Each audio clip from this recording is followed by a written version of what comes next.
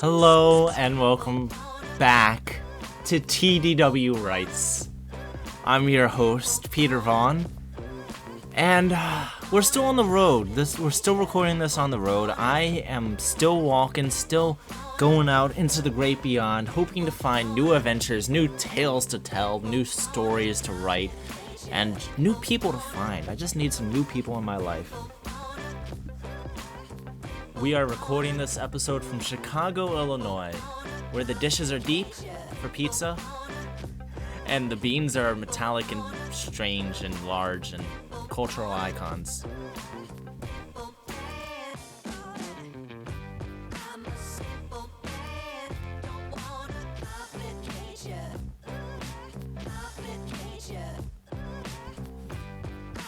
In this episode of TDWrites, we will be reading Attack of the Bandits, Verity, a game of chess, and an untitled chapter of Between Nights 2.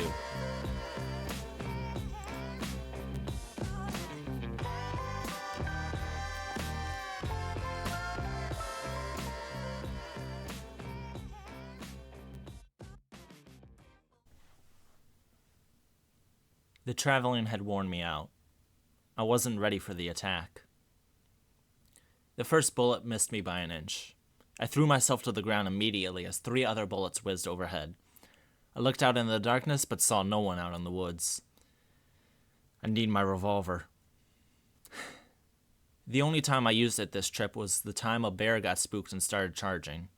It only took 1 bullet to put her down, but the gun was hanging on the saddle of my horse. I started crawling towards the wagon. A bullet struck the dirt next to me. They're coming from everywhere. "Whatever you want, I don't have much," I yelled as I slid through the dust. The bullets quieted down for a moment. Maybe I can talk my way out of this. "You can take what little I have, but that ain't much. Maybe some shirts and a bar of soap." "We're not stupid, cowboy," a female voice called from the darkness. It's always the women, I thought. "We know you got enough to get out here." A few grunts answered in reply. My horse huffed worriedly as I reached up into the saddle. There's at least 4 of them, I thought, grabbing a handful of bullets and stuffing them into my coat pocket. "We ain't looking for any witnesses either, if you catch my drift. There's nobody but us out here for—" The lady shut up as I fired a shot in her direction. The bullets resumed flying every which way. I hid behind a wheel of my wagon, and I had no idea where these bandits were. All I could do was aim and shoot into the pitch black and pray I made it out of this alive. My horse collapsed with a painful whinny, and I heard the tarp of my wagon being torn to shreds. Finally, a bullet tore through my leg, and I couldn't help but let out a scream as I fell to the ground.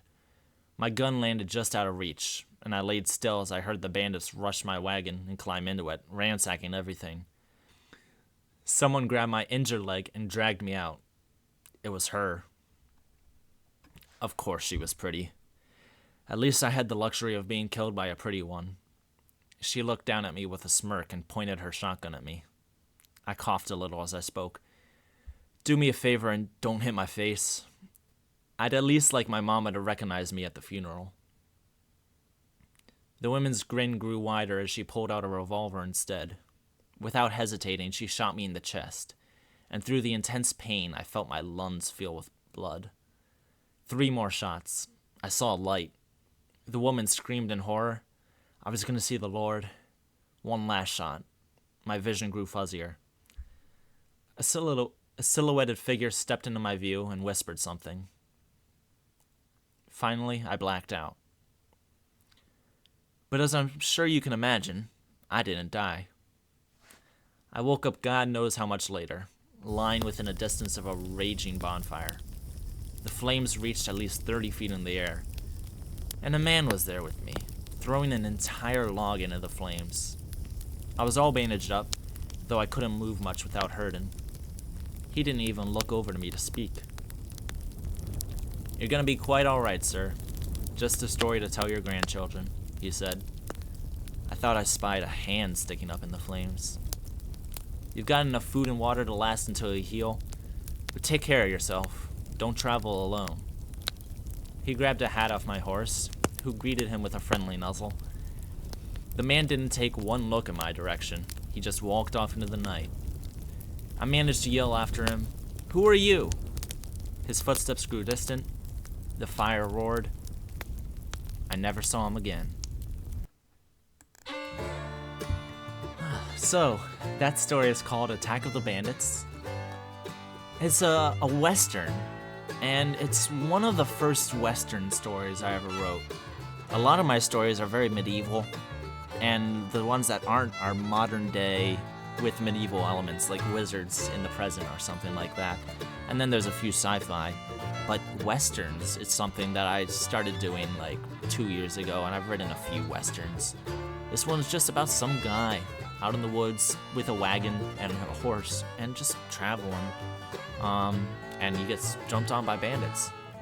And I really like it. I like cowboys. Cowboys are cool. And it's also a little bit sci-fi-ish, fantasy-ish. Because there's this guy, the savior guy, that I have no idea who he is. And he just shows up, saves the dude, possibly killed the bandits. We don't really know.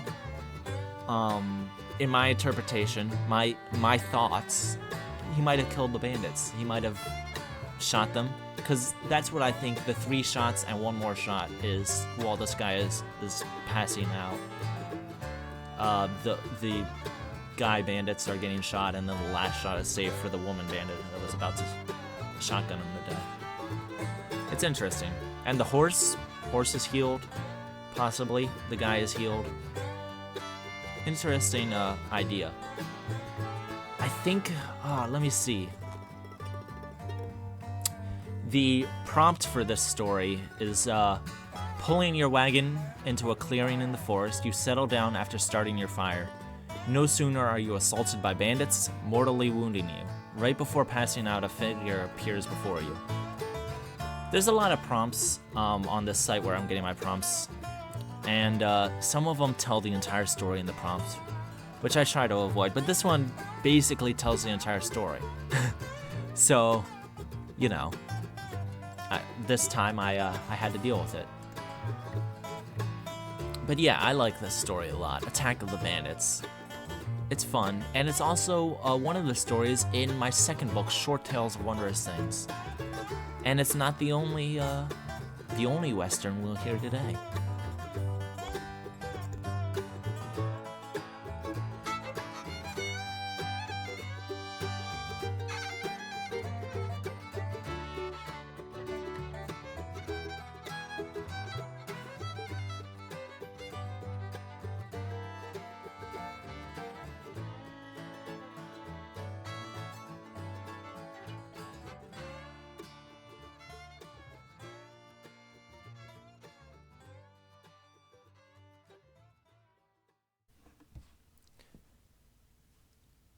Hunting bounties is a heck of a lot easier than getting a job, I reckon. This town is one of America's finest, and my daddy helped build it. What used to be just dust and dead bushes has turned into dust, houses, roads, quite a number of saloons. We here in Verity aren't all the nicest people, though, and that comes with a few good bounties for criminals. My favorite. My boots have been all over this town, and I've caught several lowlifes in my time. The sheriff doesn't take kindly to killing, so I usually only shoot them in the leg, if they're lucky. They try hiding, but most of them bandits seem intent on staying in Verity. I understand that. This place is my home, and I wouldn't mind spending the rest of my life here. I lived in one of the local saloons, a dirty old place called the Brass Hog. The barmaid had a few rooms upstairs, and I rented one of them. $50 a week wasn't bad for the life I led. It left me enough for a nightly beer or 3. But that March 6th, that's when it all changed. I was sitting on my bed, staring out my window, as was my hobby for the past few months I had lived there, when I heard the trot of some mighty heavy boots coming up the bar's stairs. I just figured that the barmaid had a manly friend up, if you catch my drift. 3 hefty knocks on my door. "Oswald, open this door, you rascal." I sighed and stood on my feet, straightening my belt. Before I could take a step, those boots came straight through my door and blasted it wide open. Deputy Carnes stepped into my room, his pistol pointed at my head. Although me and the sheriff had a good understanding, the deputy and I never saw eye to eye. I always caught him sneering at me, and I always sneered right back at him. He was a rotund man, and I failed to see why he got into law enforcement. "Oswald, you're under arrest," the portly man announced. I blinked. "I believe you may be mistaken, officer," I said, perhaps with a bit of snark in my voice. "I haven't committed no crime." "You're not fooling no one, outlaw. Give me your gun and put your hands where I can see them." That familiar sneer rested on the deputy's face, and I could smell what the man had for lunch on his breath. I raised my hand slowly to my holster, removing my gun and grabbing the barrel. I extended the handle to the deputy, who reached out to grab it. The window shattered around me as I fell through it, spinning the weapon around in my hand as I fell. I tried to absorb the landing as best I could, but my bones ached from the impact. A bullet slammed into the dirt beside me, and I turned and fired into the room I just left, my bullet nicking Carnes' ear. "Dang it," he cursed as he reached up to grab his ear, slinking out of sight. I got it to my toes and started running. I was in trouble with the law, and I didn't know why. All the familiar stores were closed at this time of night. The general store had closed its shades, the doctor had gone home, and the bars stopped serving their alcohol. All the families were home asleep, or they were before Carnes started shooting. The town hall was of course closed as well, but the bounties were still up. As I ran past, I saw a face that was all too familiar. "Wanted," it read, "for crimes of murder and violence, one P. Oswald. Wanted dead or alive." I swore then that I'd find who'd framed me. Before I even knew that the sheriff's daughter had been murdered, and his wife severely beaten, I swore I'd clear my family's name. I just couldn't leave Verity. Oh man, that accent was probably not the best, but we tried it. Verity, man, I like this story a lot. Another Western, like I said. It's a fun one. This story, the writing prompt for it is... The prompt for this one is, there is a wanted poster on your town's notice board with a reward underneath for catching the person. One day, the poster is replaced with a mirror, which seems to adjust the reward underneath. And the keen eye might notice, hey, that's not what this story is about. And I don't know if I just misread the prompt or I put my own spin on it, but I changed it to being, okay, the notice on the board is just the narrator's picture instead of a mirror, and the reward doesn't change it. There is a reward for his capture. What if the bounty hunter had a bounty put on him? And I think it's interesting. A bounty hunter. I guess nowadays bounty hunters are more seen as like sci-fi things, like, oh yeah, Boba Fett, bounty hunter. But like bounty hunters, there were things in the Old West. That's why you had wanted posters and everything like that. Someone whose career was just filling out wanted things. I think it's really fun. And Verity is a name that I've used a couple times. I used it as a woman's name in one story. But I like the town named Verity. And how everyone's pretty fond of it. I also remember I wrote this on a March 6th, probably like 2017. And that's why I used March 6th as the date of this story. Yeah, it's interesting. It's a good story. Definitely I can imagine a manly man being put into this role. Yeah. Verity.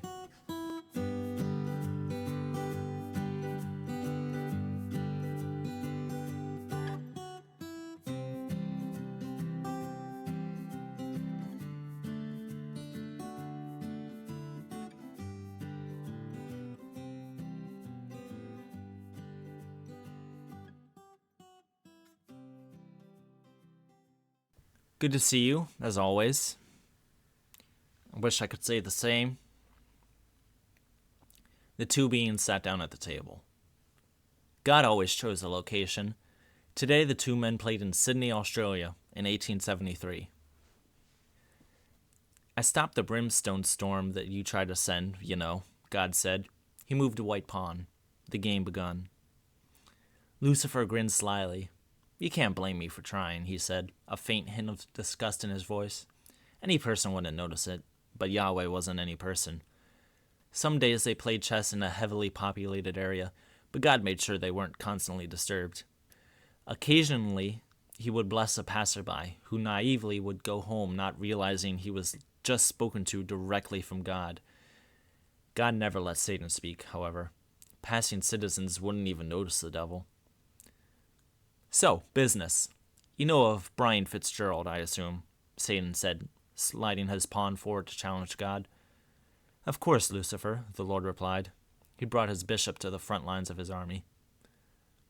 I heard him saying something the other day.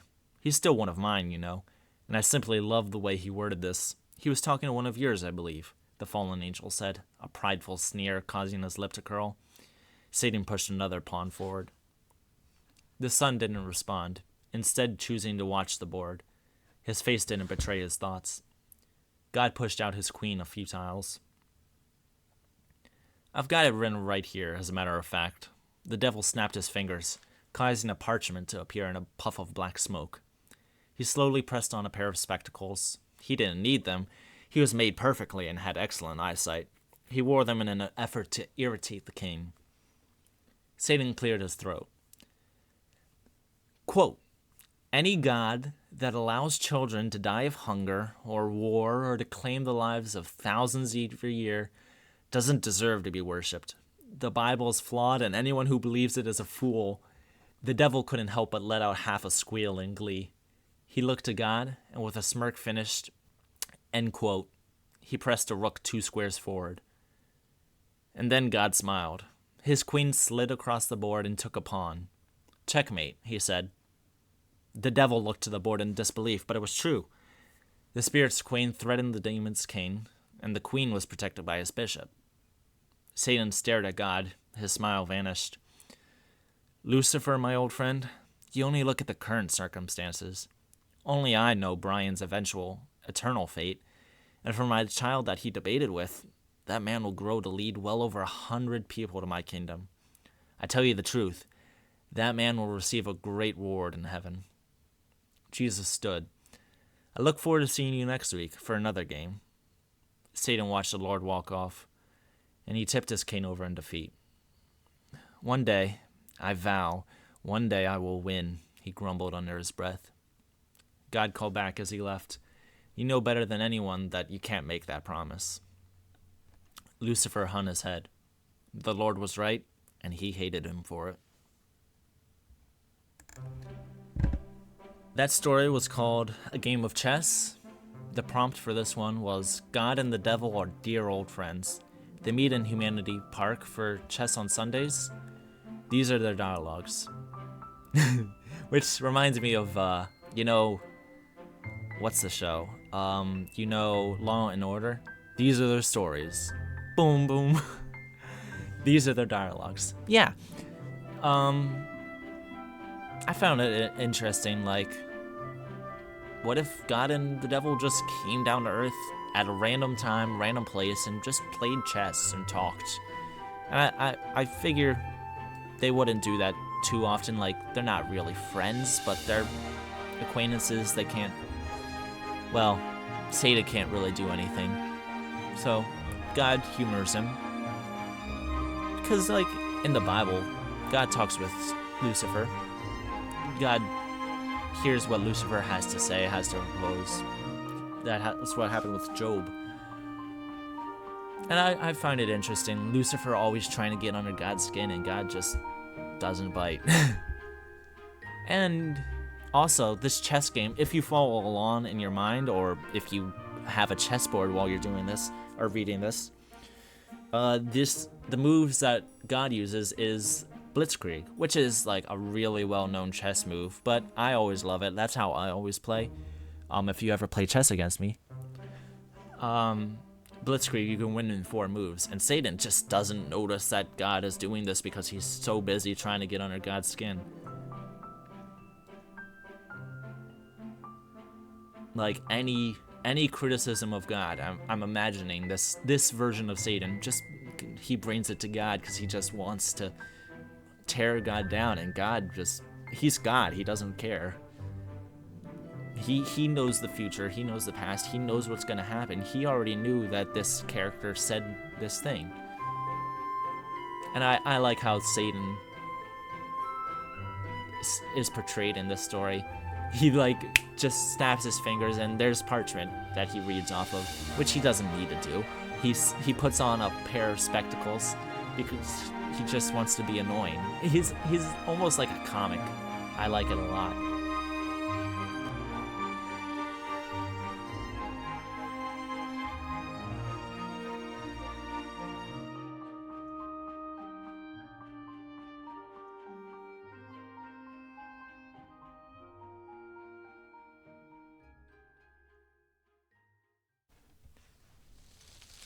The grass rustled in the wind. Munrir was barely a city.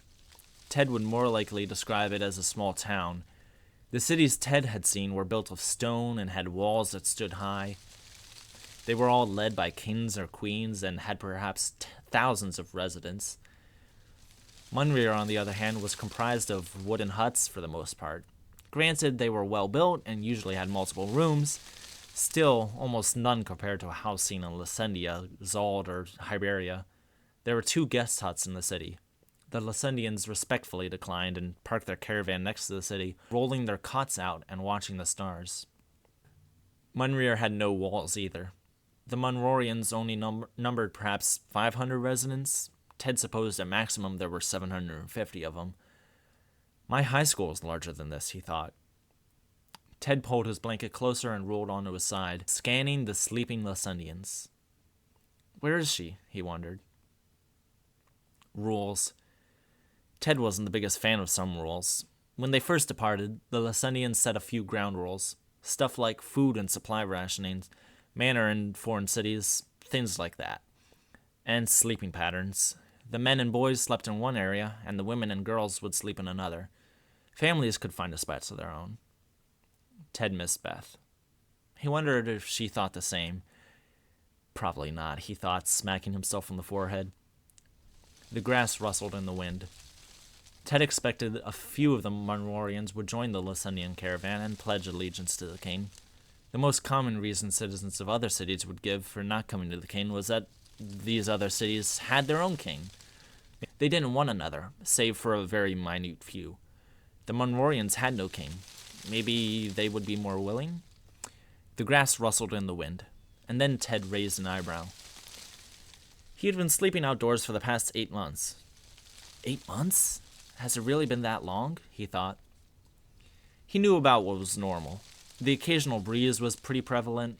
Grass often blew in the gusts of wind, but he didn't often hear a crunch in the grass. Ted sat up. It was dark. Night often had that quality. The stars were bright in the sky. The sky was never like this back home.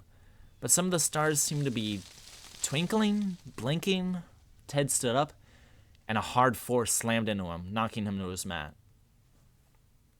A figure in black clothing was on him, and was holding him down.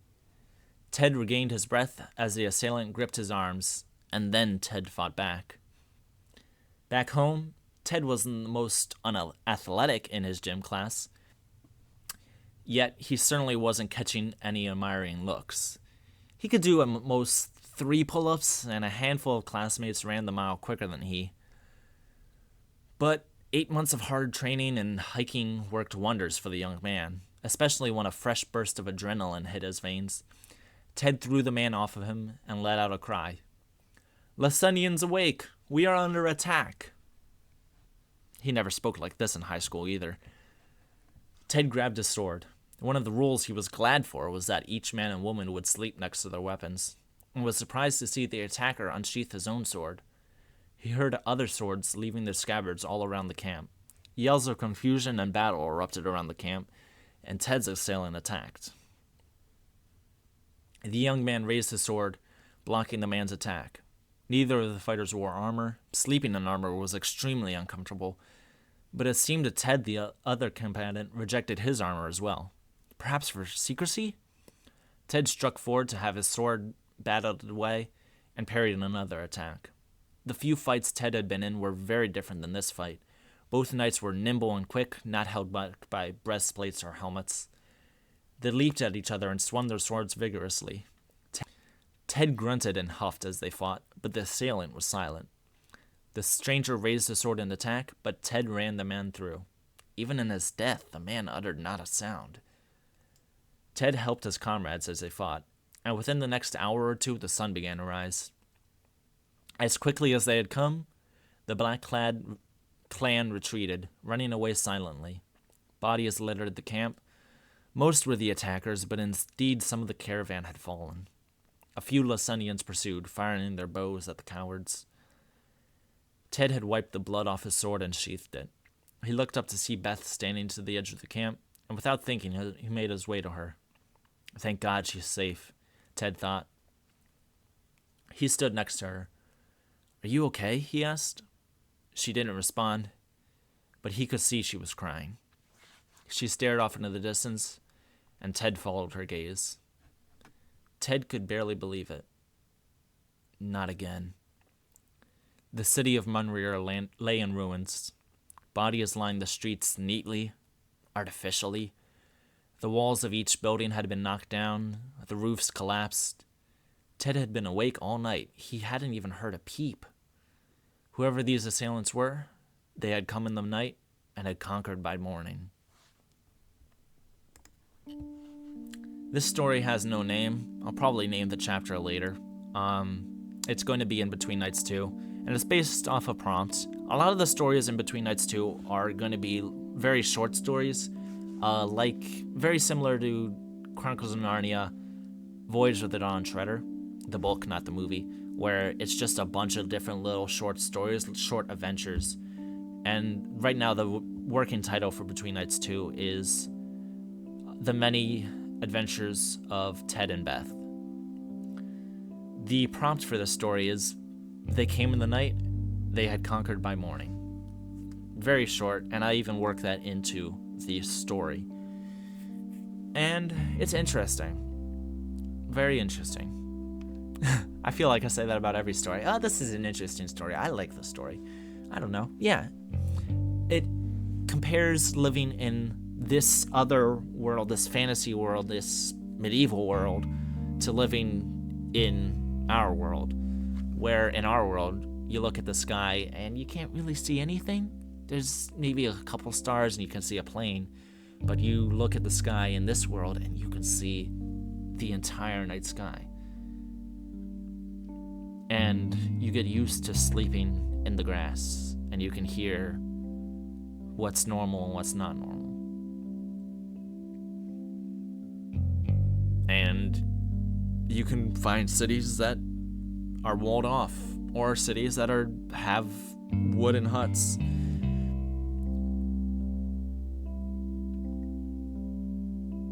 Also, the enemy in this story is very interesting, because usually the enemy in the Between Nights universe are people, the Knights of Abeo, the Abeo Knights. And here it's like they're ninjas. I'm definitely going to maybe work in this story that the swords that they're using are more like katanas or something like that, instead of like traditional knight broadswords or just swords, but like more thin, quick swords, more like ninjas. I don't know why I decided for them to be ninjas, so they're more stealthy across the night sky. Yeah, it's interesting. And they're silent too, like even in death they don't say a word, they just come and they go. They came in the night silently, and by morning they've conquered. Also, I'm probably going to continue the story and talk about the tragedy of Munrir.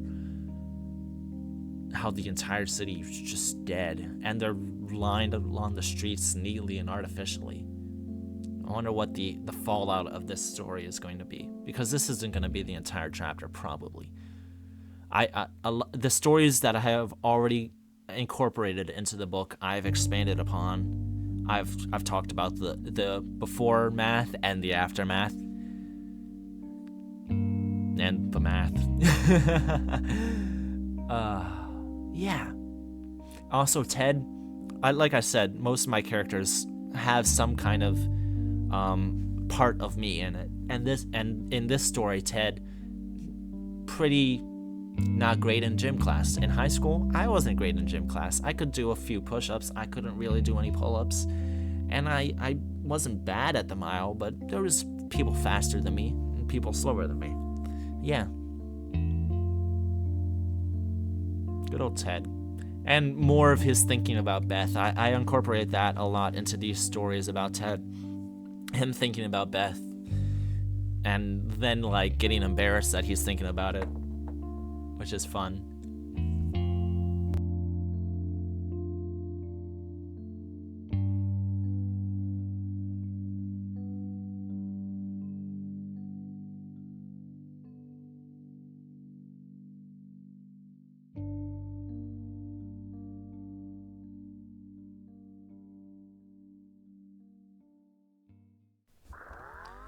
And that's our show. That was 4 stories, and they came by pretty quick, but yeah.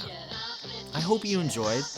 I really enjoyed this episode. I love westerns, and I love fantasy, and all this kind of stuff, and stories about God, I don't presume to know what a day with God would be like. And yet I do, because I'm with God. But I'm not going to get into that in this podcast. Thank you so much for listening. It really means a lot. If you enjoyed it, hit me up on Instagram. My Instagram is @TDWFan. Or hit me up on Twitter @TDWFan or @TDWrites, which has a lot of different quotes from different books that I've published, and I'll be putting this podcast up on there probably. Yeah, please find some way to get in contact with me. If you'd like to read one of my stories on this podcast, get in contact with me. I'd love to have you on it, like I had Rob on last episode. Words, I know how to use them sometimes. Yeah, thank you so much for listening. I'll see you in the next one, and I'm gonna keep on heading on now. Yeah. Okay, bye.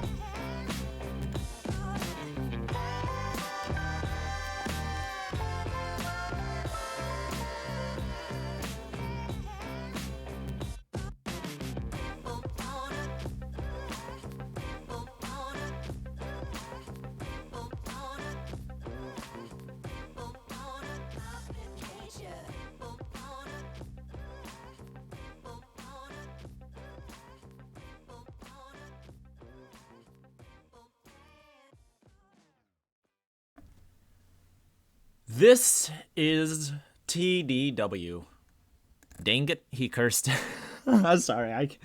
That's a legitimate blooper.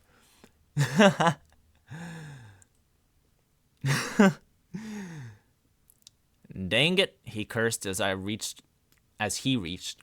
I gotta do that again. Dang it, he cursed as he reached.